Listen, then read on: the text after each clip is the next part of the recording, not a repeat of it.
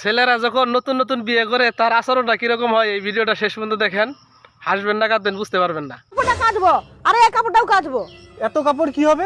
ধুতে নিয়ে যাবো। মানে তুমি একলা সব লোকের কাপড় কাচবো? না আমি পারবো। না কি পারবো মানে? না না রাখো কাপড়, রাখো, যে যার কাপড় সে তার ধুবে, রাখো কাপড়। মানে তোর বউ কি মজার কাপড় ধুবে নাকি? না পারবে নিকো, কেন আমার বউ কি এ ঘরে চাকরি নাকি? সব লোকের কাজ করবে, সব লোকের কাপড় ধুবে, যে যার কাপড় সে তার ধুবে। শালা কত কষ্ট করে চাকরি পেয়ে একটা সুন্দরী বউ পাইছি, আমার বউটা যদি কালা হয়ে যায় কি হবে? কি হলো কি হলো? পায়ে লাগ, সেকেন্ডে পায়ে লাগ, এটা কাজ আমি শেষ করে দেবো, খাইল বাজ করে দেবো। আরে ছাড় ছাড়। আচ্ছা আমার বউর পায়ে লাগছে, এটা কাজ আমি শেষ করে দেবো, শেষ করে দেবো, এটা কাজ। না আমার কাজ পড়ে আছে। বসো বসো বসো বসো বসো অনেক কাজ। বসো না।